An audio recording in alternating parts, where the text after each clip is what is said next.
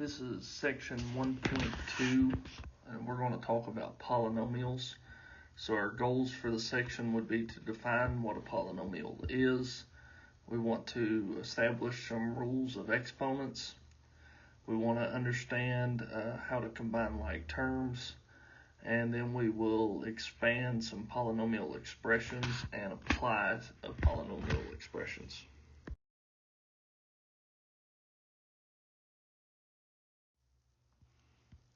So the first thing that I want to talk about is an exponent. And so when I refer to an exponent, I am talking about this, that a to the n. And all that means is that I'm going to take this a and I'm going to multiply it by itself an n number of times.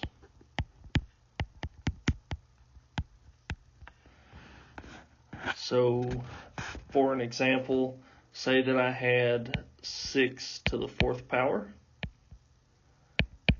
Then I'm just saying I'm going to multiply 6 times 6 4 times.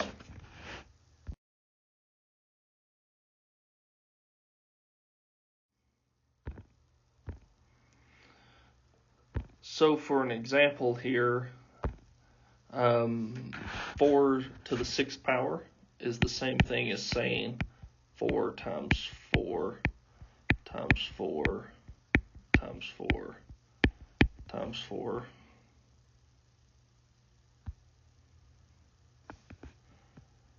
Let's see, and that is 5 times, so 6 times. Okay, and then to evaluate that, we can just plug it into our calculator, 4 to the 6th, but that is what 4 to the 6th means. The same way with negative 5, that's negative 5 times negative 5 times negative 5. And again, we could evaluate that by just plugging it into the calculator.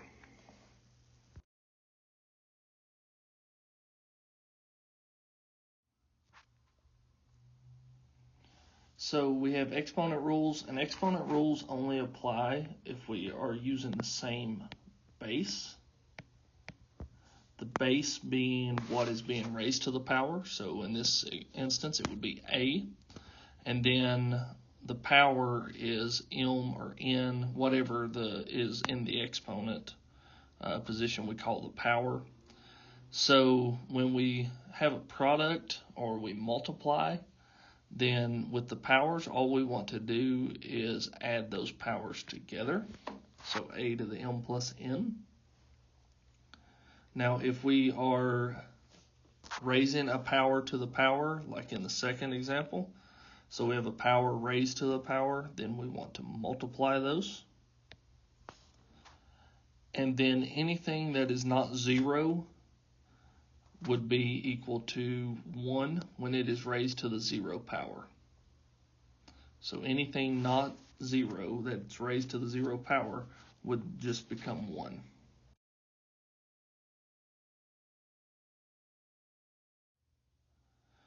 So here are those rules being put in use in an algebraic sense. So first I need to make sure I have the same base. So with 3k and 3k, those are obviously the same. So since I am multiplying, all I want to do is add my powers together. So 3k to the 7th power. The significance of the parentheses there is the fact that we want to make sure we don't have this, because if then this is read as 3 times k raised to the 7th power, where k is the only thing getting the 7th power. Okay, so if you're in a situation like this, make sure that you use the parentheses. For a second example, we have a power raised to a power. The same rule for the parentheses apply. Just make sure that you use those. And since we have a power raised to a power, then we multiply. So 2 times 4 is 8. And then for our last example, as I mentioned before, anything that's not 0 raised to the 0th power just becomes 1.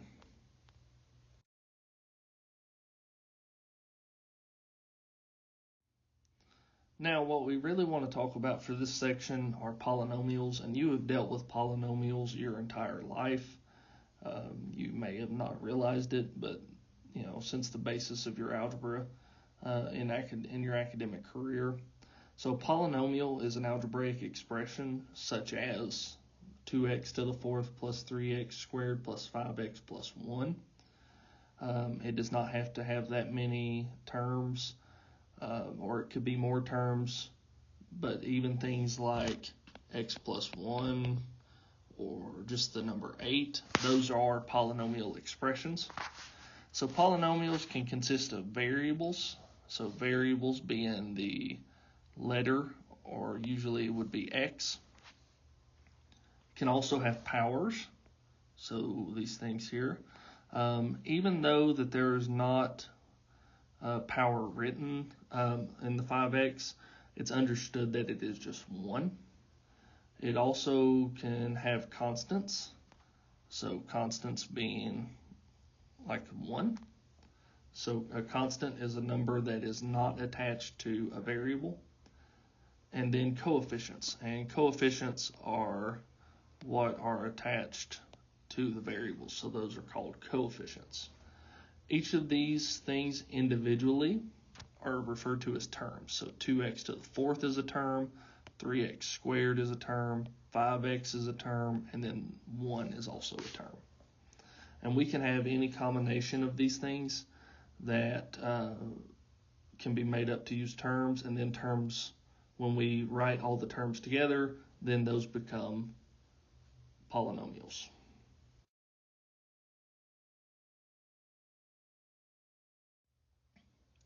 And polynomials all have certain characteristics. So all polynomials have a degree.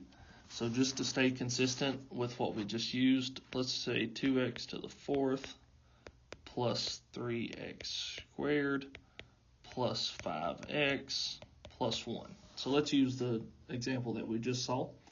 So the degree of a polynomial is the highest powered exponent. So the highest powered exponent would be 4. So we have a degree of 4. So this polynomial has a degree of 4. The leading coefficient is the coefficient that is in the same term as the degree or the highest power. So our leading coefficient is 2.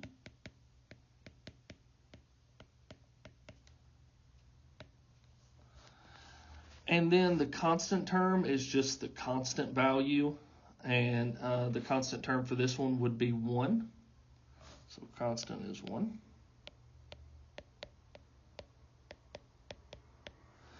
And I'll specify here that it can be 0, and that is true. So in a situation like this, so just because the 0 is not explicitly written, that still means that, or that doesn't mean that it's not there. We just don't have to write it, but the constant for this would be 0.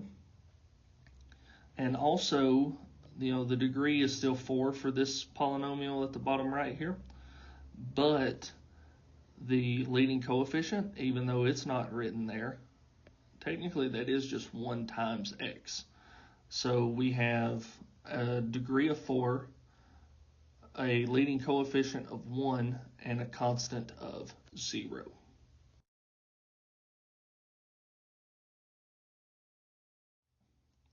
Now, when adding or subtracting polynomial expressions, our basic arithmetic rules still apply. So let's say that we have something like 3x to the fourth plus 2x squared plus 1. And I'm going to add 4x to the fourth plus x squared plus 3. Okay? And I want to combine like terms. So I want to combine like terms. Like terms mean things that have the same power. So they are things that look alike. So I mean x to the fourth and x to the fourth. That's a like term. And I'm going to regroup these. So 3x to the fourth plus 4x to the fourth, with like terms being side by side. And then I have x squareds, so my x squareds, those are like terms. So plus 2x squared plus x squared. And then 1 plus 3.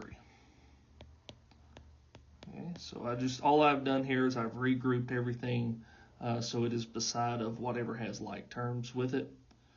And then basic arithmetic just follows suit. So I have 3 plus 4, so that means 7x to the fourth. I have 2 plus, again, there's an understood 1, so 2 plus 1 is 3x squared. And then I have 1 plus 3 is 4. And so now I have a simplified polynomial by adding two polynomials together. Now, when it is a negative, our process works the same, or excuse me, not negative, but subtraction. And so when we are subtracting, let's say that I have something, just to cut this off over here. So let's say that I have like 2x plus 4, and I want to subtract x plus 5. Okay? Now, the key to what we have to do here is we have to make sure that we take this negative to both of these things. So we're distributing the negative. So now I have 2x plus 4 minus x minus 5. So I have to make sure that that negative gets carried over to both the x and the 5. Now I can do my same process that I just did when I combine like terms. So 2x minus x, it leaves me 1x. And then 4 minus 5 leaves me with negative 1. So the process is still the same, but that first step is crucial when subtracting.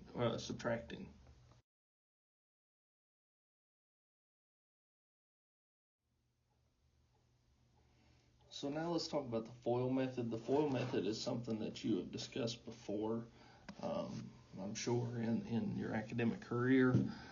But we use the FOIL method when we're multiplying two polynomial expressions. So for an example, x plus 2 and x plus 3.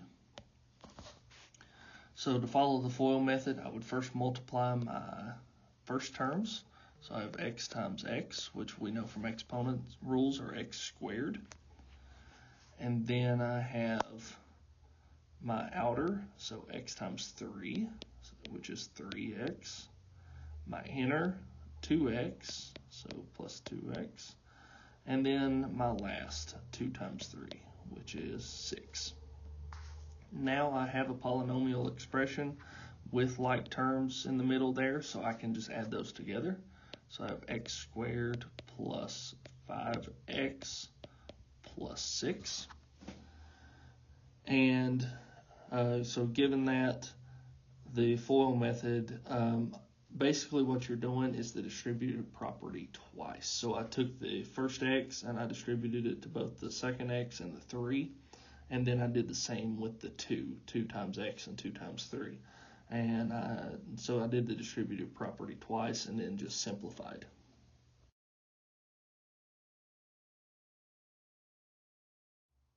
And so now, of course, we want to be able to apply these polynomials. So in business, the revenue is equal to the price per item multiplied by the number of items sold. The cost is equal to fixed cost plus the variable cost. And so just to go back and touch on the revenue, say for an example, I was selling basketballs at $25 a piece. Then if I sold 4 basketballs, my revenue would be $100. Okay? The cost is the fixed cost plus the variable cost, meaning the fixed cost is the one-time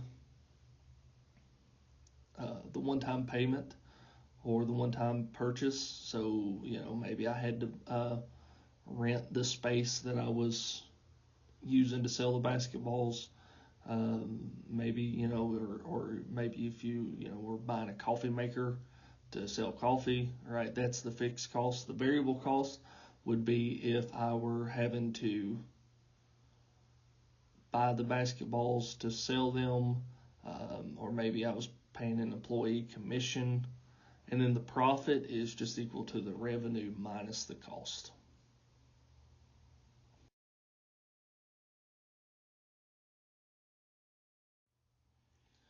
And so for an example of this, Joe sells coffee at $1.25 a cup. He had to spend $75 on his coffee maker, and he spends 25 cents to make each cup of coffee. So we want to create a function to represent the revenue, the cost, and the profit. So starting with A, so the revenue, again, is our number of items sold times our selling price.